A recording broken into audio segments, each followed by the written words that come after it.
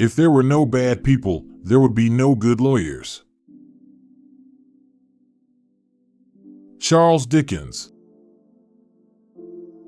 Charles Dickens' quip reflects the symbiotic relationship between societal issues and the professions that arise to address them.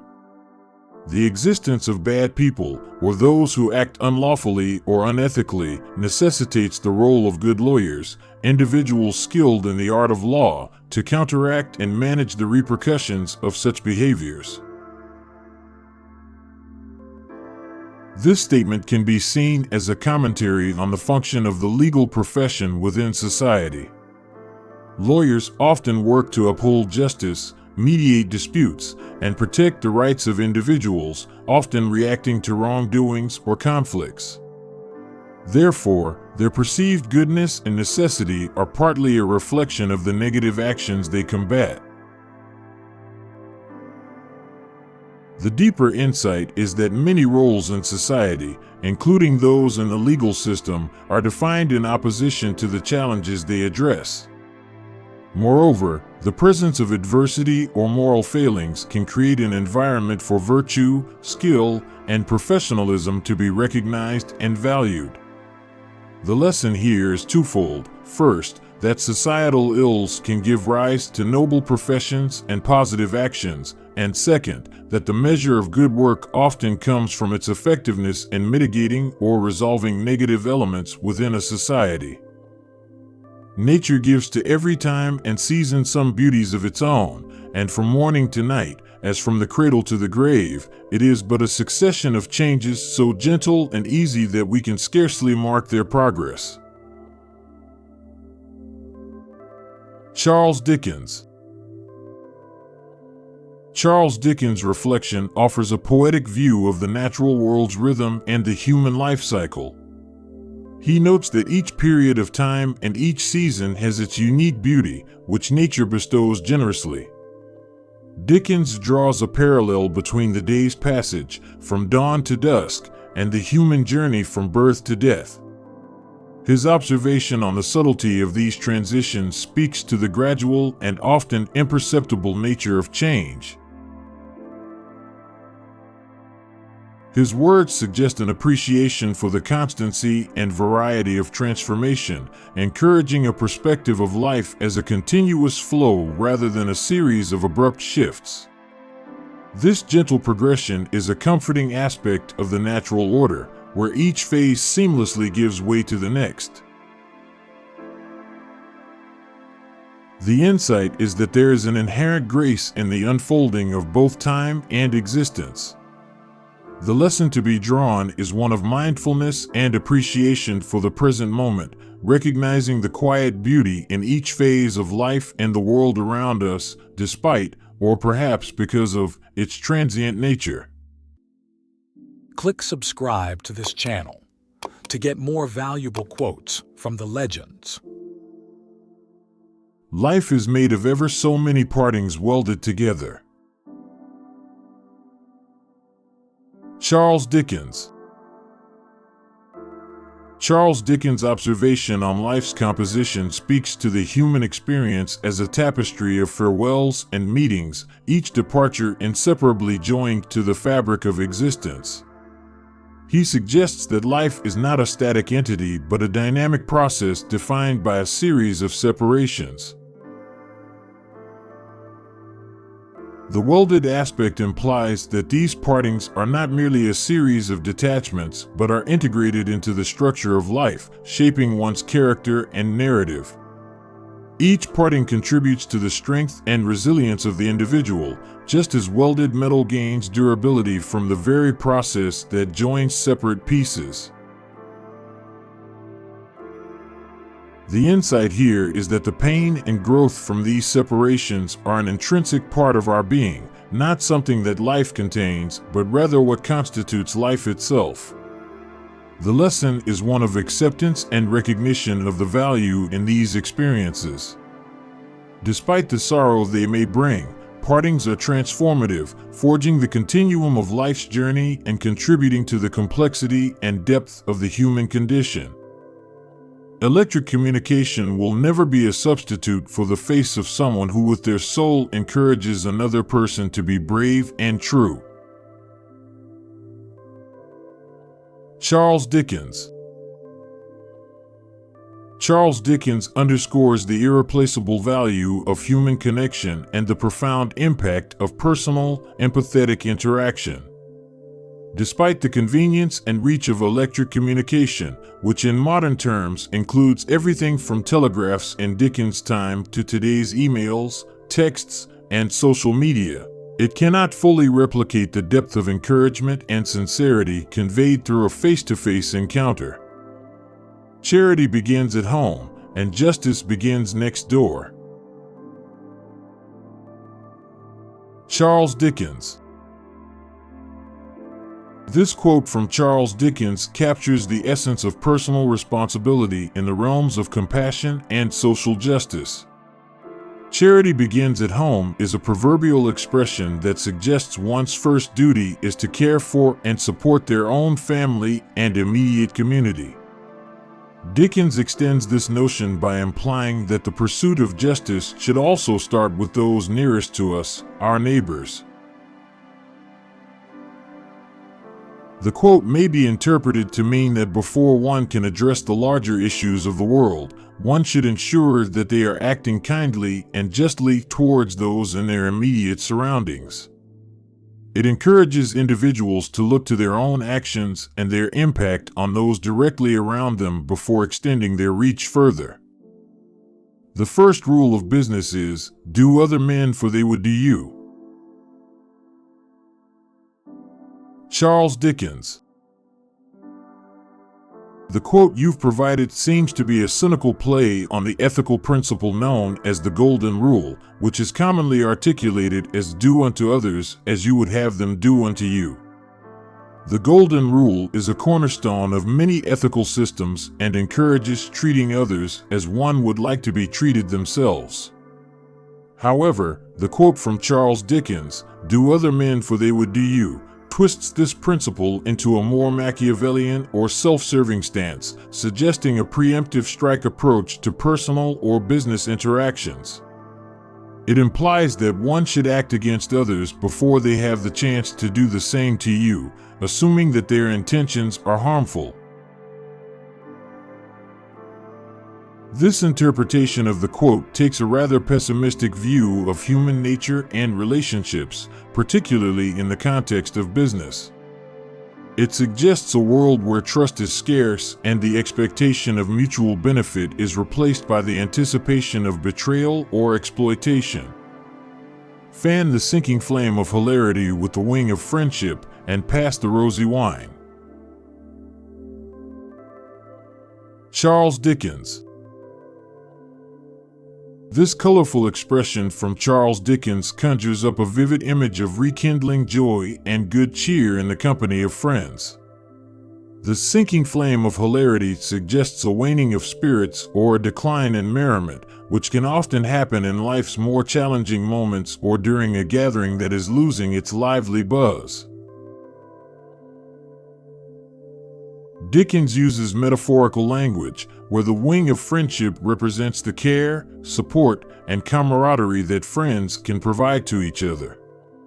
Just as a gentle breeze can revive a faltering fire, the presence and effort of friends can revitalize the atmosphere and reignite the warmth of enjoyment. Pass the rosy wine further extends this metaphor, using the wine as a symbol of conviviality and sharing. In many cultures, sharing a drink is a gesture of hospitality and fellowship, often associated with celebration, relaxation, and communal bonding. The overall message here is about the value of friendship and the role it plays in lifting spirits. It's an encouragement to actively nurture and cherish the connections we have with others, recognizing that the support and happiness found in these relationships are essential to the joys of life. It's also a reminder to contribute to the collective joy, to be a part of rekindling the flames of happiness when they begin to dim for those around us. There are books of which the backs and covers are by far the best parts. Charles Dickens. Charles Dickens' witty observation here serves as a critique of certain literary works, suggesting that for some books, the most appealing aspects are their physical exteriors, their bindings, covers, and perhaps the artwork or design on them, rather than their content. It's a clever way of saying that not all books are worth reading. Some may appear attractive on the shelf, but offer little value in terms of their written material. This remark can be interpreted as a commentary on superficiality versus substance. Just as a book with a beautiful cover but poor content can be deceiving, so too can many other things in life that seem appealing at first glance but lack depth upon closer inspection. The lesson here extends beyond literature and can be applied broadly to remind us to look beneath the surface and seek true quality and value, rather than being swayed by attractive appearances alone. It's a prompt to exercise discernment and to appreciate things, not for their external allure, but for their intrinsic merit. Home is a name, a word. It is a strong one, stronger than magician ever spoke or spirit ever answered to, in the strongest conjuration. Charles Dickens. Charles Dickens eloquently captures the profound emotional resonance of the concept of home in this quote. He suggests that home is more than just a place or a physical space. It is a powerful idea imbued with deep-seated feelings of comfort, belonging, safety, and love. The reference to magic and conjuration emphasizes the almost supernatural ability of the idea of home to evoke a strong response in people. The word home can conjure up vivid memories and feelings, and it can provide a sense of solace and strength that surpasses any spell or invocation. This sentiment taps into the universal human experience. Home is often where the heart is, and it is an anchor in the tumultuous sea of life. Regardless of its size or grandeur, home is a sanctuary where one is accepted and can be oneself without pretense. The underlying lesson here is the importance of the emotional foundations we build in our lives, which often center around places and people we consider our home. It's an encouragement to cherish and nurture these connections, recognizing the intangible but potent force they hold in our lives. A day wasted on others is not wasted on oneself. Charles Dickens. This quote by Charles Dickens reflects a sentiment of altruism and the intrinsic value of spending time aiding others. It suggests that even though a day spent helping others might seem like a day that could have been used for one's own pursuits, it is actually beneficial to the self in a deeper, more meaningful way. The notion here aligns with many philosophical and spiritual beliefs that posit the act of giving, serving, or being generous to others as ultimately rewarding to the giver, often more so than any material gain or self-centered achievement could be. It challenges a purely utilitarian or self-focused view of time as something to be spent solely on personal gain or pleasure. Dickens was known for his social commentary and his concern for the less fortunate, and this quote encapsulates the idea that our connections with others and our acts of kindness enrich our own lives, potentially leading to personal growth, fulfillment, and happiness. It is a reminder that in the interconnected web of human experience, self-interest and the interest of others are often intertwined, and that serving others is, in a sense, also serving oneself. Subdue your appetites, my dears, and you've conquered human nature. Charles Dickens. This quote from Charles Dickens speaks to the timeless struggle with self-discipline and the mastery of one's desires and impulses. By advising to subdue your appetites, Dickens is referring to the ability to control one's cravings, whether they be for food, drink, material possessions, or any other earthly temptation. The latter part of the quote, "And you've conquered human nature," suggests that the core challenge of the human condition is to overcome our innate tendencies towards excess and indulgence. This reflects a view that self-control and moderation are among the highest virtues and that achieving them is a significant victory over the inherent weaknesses that are part of being human. The sentiment resonates with philosophical and religious teachings throughout history that advocate for asceticism, or the practice of strict self-denial as a measure of personal and spiritual discipline. The idea is that by gaining mastery over your appetites, you can achieve a greater degree of freedom, self-respect, and possibly even enlightenment. This quote encapsulates the belief that self-restraint is not just a personal triumph, but a universal one, suggesting that the ability to govern our desires is a fundamental aspect of improving not only individual lives, but also society as a whole. The civility which money will purchase is rarely extended to those who have none.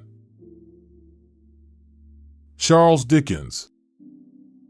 This somber reflection from Charles Dickens offers a critique of societal attitudes toward wealth and poverty. Dickens is pointing out a harsh social reality that politeness, respect, and courtesy, collectively referred to here as civility, are often afforded to individuals based on their financial status rather than their inherent worth or character. The quote touches on the transactional nature of social interactions in a society where money is a significant determinant of one's social standing. It implies that those with money can effectively buy civility from others, while those lacking financial resources are often deprived of basic respect and human decency. Dickens, through his literary works, frequently explored themes of social injustice and the stark contrasts between the lives of the rich and the poor. His critique serves as a call to recognize and challenge the superficial and discriminatory ways in which people are often treated. He suggests that true civility should be a universal principle extended to all individuals, irrespective of their financial means. This message remains relevant, encouraging reflection on social norms and advocating for a more equitable and genuinely respectful treatment of all members of society. It's an invitation to practice empathy and kindness without the expectation of material gain, and to value human dignity above economic status.